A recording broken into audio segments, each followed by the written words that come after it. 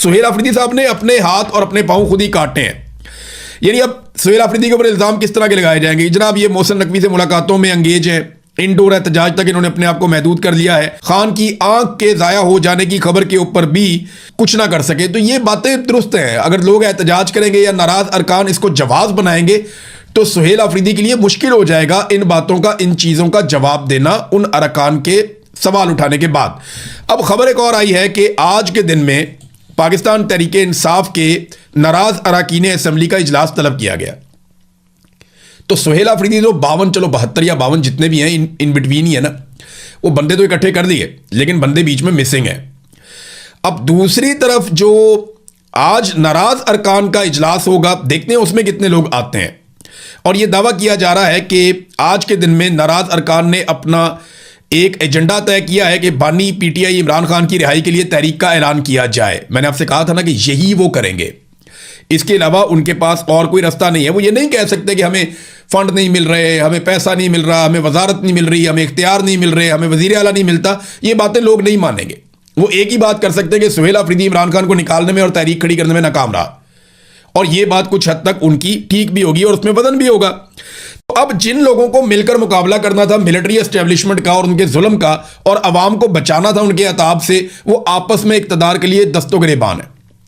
कौन कौन सी चीजें जहां पे उनको लड़ना था? नंबर 1, इमरान खान साहब को उनकी आंख तक जाया होगी, उनको कैद तन्हाई में रखा हुआ है, वहां नहीं लड़ रहे, आपस में लड़ रहे हैं। गिलगित बल्तिस्तान के इलेक्शन में पूरा निजाम जानबदारी दिखा रहा है, वहां आवाज नहीं उठा रहे, वहां नहीं लड़ रहे, आपस में लड़ रहे हैं।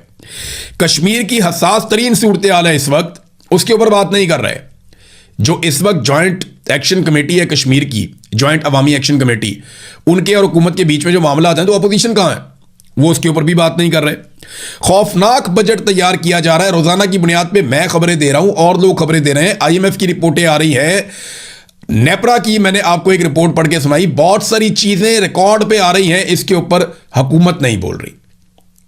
खैबर पख्तूनख्वा की हुकूमत की मैं बात कर रहा हूं, या चले अपोजिशन कह देते हैं, अपोजिशन इस पे काम नहीं कर रही। अपोजिशन की तवज्जो है कि आपस में एक दूसरे का गिरेबान कैसे पकड़ना है। तो बढ़ती हुई दहशतगर्दी और पाकिस्तान की इंटेलिजेंस एजेंसियों का फेलियर, इसके ऊपर वो बात नहीं कर रहे, क्योंकि इंटेलिजेंस एजेंसियों की सारी तवज्जो सियासत के ऊपर है।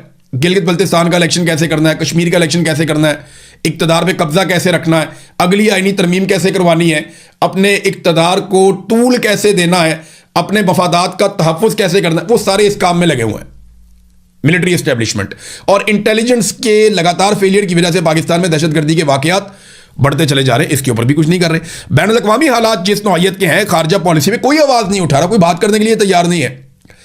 और जो इस वक्त पाकिस्तान का गरीब आदमी पिस गया, चाहे वो पेट्रोल की कीमत है, चाहे बिजली की कीमत है, चाहे गैस की कीमत है, चाहे लेवी इतनी बड़ी लगा दी इन्होंने कौम के ऊपर कि बेड़ा गर्क कर दिया। और आईएमएफ ने जो 5 साल का इनको पूरा एक बनाकर दे दिया पुलंदा के, जनाब इस तरीके से आपने लेवी लेनी है 5 साल तक।